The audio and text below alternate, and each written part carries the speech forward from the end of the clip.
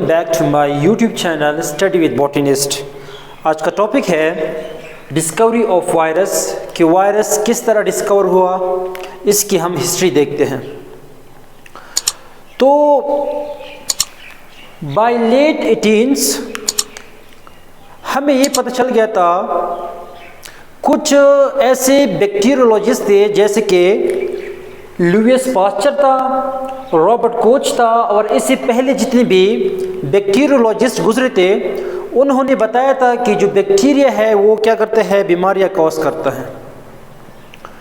लेकिन कुछ ऐसी बीमारियां सामने आई जो इन बैक्टीरियोलॉजिस्ट को, इन साइंटिस्ट को इन बीमारियों ने उलझन में डाल दिया, इनको पजल कर दिया।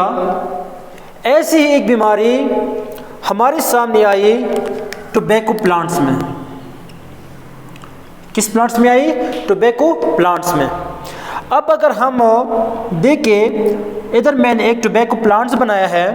अगर इस टोबैको प्लांट्स के लीव्स को हम देखें तो ये जो बीमारी है, जो बाद में पता चल गया था कि ये बीमारी वायरस की वजह से कॉज हुई है। चूँकि अभी हम देखते हैं, शुरुआत में पता नहीं था कि ये वायरस है। जब वायरस की वजह से ये बीमारी टोबैको प्लांट्स में आए तो जो टोबैको प्लांट्स की लीव्स है, it causes leaves to wrinkled and mottled. तो ये बीमारी क्या करते हैं, जो टोबैको प्लांट्स के पत्ते हैं उनको रिंकल करते हैं और क्या करते हैं, मोल्टेड करते हैं, दागदार बनाते हैं। इस तरह के पिक्चर आप लोगों को नज़र आ रही होगी। मोल्टेड करते हैं और रिंकल करते हैं। तो ये जो मोल्टेड फॉर्म है, जो ये पिचकारी है, ये जो निशान है, इस निशान की वजह से इन प्लांट्स की जो पत्ते थे उनकी जो अपीयरेंस थी वो किस तरह की थी, मोज़ेक कहते हैं पिचकारी। ये जो डॉट नज़र आ रहे हैं, इस अपीयरेंस की वजह से इसी बीमारी का नाम पड़ा। The disease was called tobacco mosaic virus. और ये जो टोबैको मोज़ेक वायरस है, एक ऐसी बीमारी है जो क्या करता है, it stunts the growth of plants. ये जो टोबैको प्लांट्स है इनका ग्रोथ क्या करते हैं, स्टंट, रोक देता है। तो ये था, हमारे पास ये पता चल गया था कि एक ऐसी बीमारी जो टोबैको प्लांट्स में आई जो ना बैक्टीरिया की वजह से कॉज हो रही थी। क्यों? क्योंकि इनके जो अलामात थे वो बैक्टीरिया के अलामात से मैच नहीं करते थे। इस वजह से जितने भी साइंटिस्ट थे वो क्या थे, उलझन में थे। तो देखते हैं कि जो वायरस था वो किस तरह डिस्कवर हुआ। अब अगर हम बात करें तो जो एडवर्ड जेनर था उसने 1796 को स्मॉल पॉक्स वायरस के खिलाफ क्या तैयार किया, वैक्सीन। अब लुईस पास्चर और एडवर्ड जेनर ने क्या किया, वैक्सीन तो तैयार कर लिए स्मॉल पॉक्स वायरस के खिलाफ, लेकिन उनको ये पता नहीं था कि जो वायरस है ये क्या है। तो आइए देखते हैं डिस्कवरी। तो सबसे पहले हम देखते हैं, चूंकि हम पढ़ रहे हैं टोबैको मोज़ेक वायरस, आइए देखते हैं एडोल्फ मेयर इन 1838, जो कि एक जर्मन बायोलॉजिस्ट था। उसने क्या कहा, उसने ये कहा कि ये जो बीमारी है टोबैको मोज़ेक वायरस, उसने ये डिस्कवर किया कि ये जो बीमारी है मैं एक प्लांट से दूसरे प्लांट्स को ये ट्रांसफ़र कर सकता हूँ। कैसे? अगर मैं एक डिजीज्ड जो प्लांट है उसके पत्तों से सैप निकालूं और वो सैप किसी हेल्थी प्लांट्स के पत्तों पे मैं क्या करूँ, रब करूँ, तो ये जो बीमारी है आगे ट्रांसफ़र हो रही है। एडोल्फ मेयर ने क्या डिस्कवर किया, discover that he could transmit the disease from plants to plants by rubbing the sap extracted from the diseased leaves. उसने क्या कहा कि अगर मैं एक डिजीज्ड प्लांट्स के लीव से ये क्या करूं, सैफ एक्सट्रैक्ट करूं और किसी दूसरे हेल्थी प्लांट्स की लीव्स पे ये सेफ क्या करूँ, रब करूँ, तो ये जो हेल्थी प्लांट है तो इसमें भी डिजीज़ ट्रांसफ़र होता है। अब जो एडोल्फ मेयर था उसने क्या कहा कि ये जो बीमारी है एक प्लांट से दूसरी प्लांट्स में ट्रांसफ़र हो रही है, ये एक बैक्टीरिया की वजह से हो रही है। किस वजह से हो रही है? बैक्टीरिया। और उसने क्या कहा? Caused by unusual bacteria. Unusual bacteria उसने क्यों कहा? क्योंकि ये जो बैक्टीरिया था इनविजिबल था अंडर माइक्रोस्कोप। चूंकि जब एडोल्फ मेयर ये स्टडी कर रहा था उस वक्त इतने एडवांस माइक्रोस्कोप डिस्कवर नहीं हुए थे कि एडोल्फ मेयर जो है ये इनको देख पाता। इस वजह से उसने इनको क्या कहा? अनयूजुअल बैक्टीरिया का नाम दिया। तो इसके बाद एक माइक्रोबायोलॉजिस्ट आया, चार्ल्स चैम्बरलैंड। कब आया? 1844 को। इसने रेबीज वायरस के ऊपर काम किया। रेबीज वायरस के ऊपर काम किया। तो इस चैम्बरलैंड ने 1884 को ही एक फिल्टर तैयार किया। आप लोग की तस्वीर में नज़र आ रहा होगा, ये जो चैम्बरलैंड था इसने एक ऐसा फिल्टर तैयार किया कि उनके जो पोर्स थे वो बैक्टीरिया से स्मॉल थे। Invented a filter with pores smaller than bacteria. उसने ये फिल्टर इसलिए तैयार किया ताकि अगर मैं कोई सोल्यूशन से बैक्टीरिया एक्सट्रैक्ट करना चाहूँ तो इस फिल्टर से वो सोल्यूशन में गुजार दूंगा ताकि वो बैक्टीरिया उधर ही रेजिड्यू हो जाए और फिल्ट्रेट जो है वो बैक्टीरिया फ्री हो। क्यों? क्योंकि इसके जो पोर्स थे वो बहुत छोटे थे बैक्टीरिया से, तो बैक्टीरिया उन पोर्स से फिल्टर नहीं हो पाते थे। अब जो चार्ल्स चैम्बरलैंड ने जो फिल्टर तैयार किया इसको हम कह सकते हैं चैम्बरलैंड फिल्टर या पोर्सिलीन फिल्टर। ये वो फिल्टर है जिससे बैक्टीरिया पास नहीं हो सकते। क्यों? क्योंकि अगर हम इस फिल्टर की पोर्स को देखें, इनका जो साइज़ है वो है हमारे पास 0.1 से लेकर 0.05 माइक्रोन, और ये जो पोर्स है ये इतने स्मॉल है कि इनसे बैक्टीरिया पास नहीं हो सकते।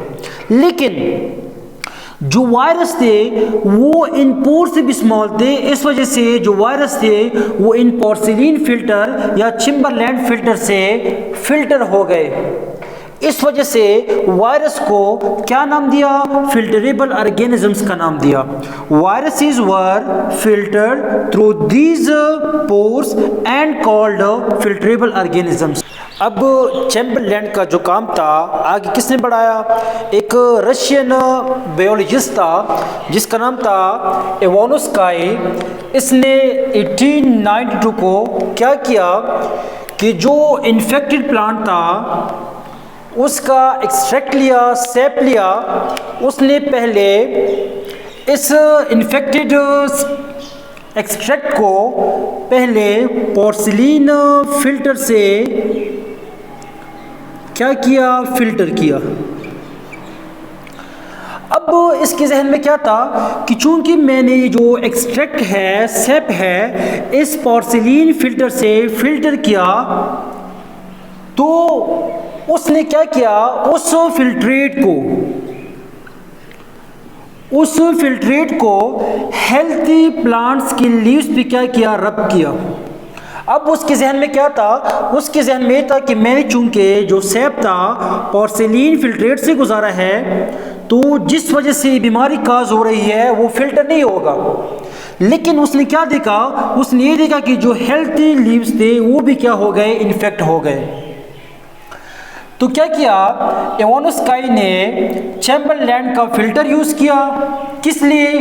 टू स्टडी, ताकि वो स्टडी कर सके what is known as tobacco mosaic virus, जो आजकल हम जानते हैं टोबैको मोज़ेक वायरस, उसकी स्टडी की। पोर्सिलीन फिल्टर यूज़ किया या चैम्बरलैंड फिल्टर यूज़ किया। उसने क्या देखा? जब उसने ये एक्सपेरिमेंट किया उसने क्या देखा? उसने ये देखा his experiment showed that crushed leaf extract from infected tobacco plants remain infectious after filtration। उसके एक्सपेरिमेंट ने ये शो किया कि जो एक्सट्रैक्ट मैंने इस पोर्सिलीन फिल्टर से गुजारा है, ये जो फिल्ट्रेट है ये अभी तक क्या है, इन्फेक्शियस है। मतलब क्या हुआ, मतलब ये हुआ कि जिस वजह से ये बीमारी काज हो रही है वो एक फिल्ट्रेबल ऑर्गेनिजम्स है, जो हम जानते हैं क्या है, वायरस है। तो उसने जब एक एक्सपेरिमेंट किया तो उसने क्या सजेशन दी, उसने दो बातें सजेस्ट की। तो उसने दो बातें सजेस्ट की, या तो बैक्टीरिया बहुत छोटे हैं जो इन फिल्ट्रेबल पोर से फिल्टर हो रहे हैं, या क्या है, bacteria produce toxins which make infection. या तो बैक्टीरिया बहुत स्मॉल है कि जो इन फिल्टर से गुजर रहे हैं, या बैक्टीरिया क्या है, टॉक्सिन प्रोड्यूस कर रहा है जिस वजह से आगे क्या हो रहा है, इन्फेक्शियस, आगे इन्फेक्शन कॉज हो रहा है। लेकिन इसका काम मार्टिनस बेजरनेक ने गलत साबित किया। कब, 1898 को। अब इसने चूंकि कहा था कि बैक्टीरिया बहुत छोटे हैं जो इन फिल्ट्रेट से गुजर रहे हैं, अब उसने ये देखा कि अगर ये बैक्टीरिया है जो फिल्टर हो रहे हैं, उसने क्या देखा, उसने इसको कैसे गलत साबित किया। उसने ये जो मार्टिनस था इसने एक्सट्रैक्ट लिया, उस एक्सट्रैक्ट को न्यूट्रिएंट मीडियम पे रख दिया, चूंकि बैक्टीरिया जो है वो न्यूट्रिएंट मीडियम पे ग्रो कर सकता है। अब उसने ये कहा अगर ये बैक्टीरिया है वाकई में फिल्टर हो रहा है तो इसको मीडियम पे ग्रो करना चाहिए, लेकिन वो ग्रो नहीं कर सका। ये बात साबित हो गई कि जो चीज़ फिल्टर हो रही है वो तो बैक्टीरिया नहीं हो सकता।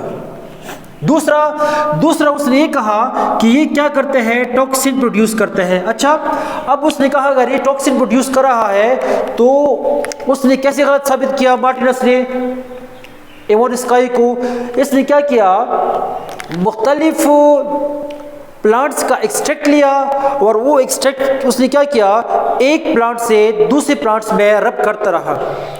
फिर वो जब प्लांट्स इन्फेक्ट हुआ, वो इन्फेक्टेड प्लांट्स का एक्सट्रैक्ट फिर दूसरे हेल्थी प्लांट्स पे रब करता रहा। इस तरह प्लांट्स में ये क्या करता रहा, इस तरह का प्रोसेस करता रहा। लेकिन उसने क्या देखा, उसने देखा कि जितने भी प्लांट्स हैं सब में सेम किस्म का इन्फेक्शन कॉज हो रहा है। अगर ये टॉक्सिसिटी है, अगर ये टॉक्सिन है तो इसकी जो टॉक्सिसिटी है वो तो कम होनी चाहिए, लेकिन वो कम नहीं हुई। तो उसने क्या कहा कि ये टॉक्सिन नहीं है, कोई ऐसी मटेरियल है, कोई ऐसी चीज़ है जो होस्ट सेल में क्या करता है, खुद को रिप्लिकेट करता है।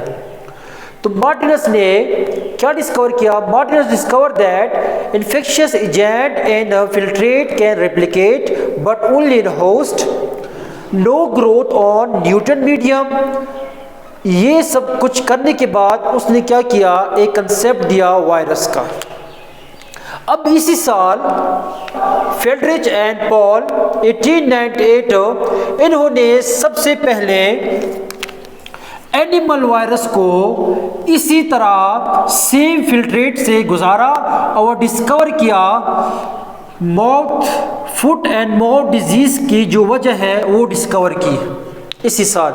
फिर 1930 में लोग इंटरेस्टेड हो गए वायरस में कि जो वायरस है ये बहुत स्मॉल पार्टिकल्स है, बहुत छोटे हैं, जो कि कंपाउंड माइक्रोस्कोप से नज़र नहीं आते। सब लोग इंटरेस्टेड थे, लेकिन किसी भी होस्ट सेल से इस वायरस को एक्सट्रैक्ट नहीं किया था। फिर विलियम स्टैनली आए 1935 को, इसने क्या किया, इसने टोबैको मोज़ेक वायरस का एक्सट्रैक्ट लिया, एक्सट्रैक्ट प्रिपेयर किया। प्रिपेयर करने के बाद after many attempts he succeed to filtrate the virus from the host in crystal form.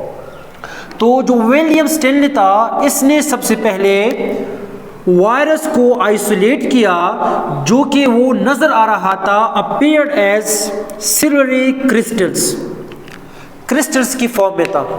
फिर after a short time it was discovered that कि जो क्रिस्टल है वो क्या है, न्यूक्लियोप्रोटीन है।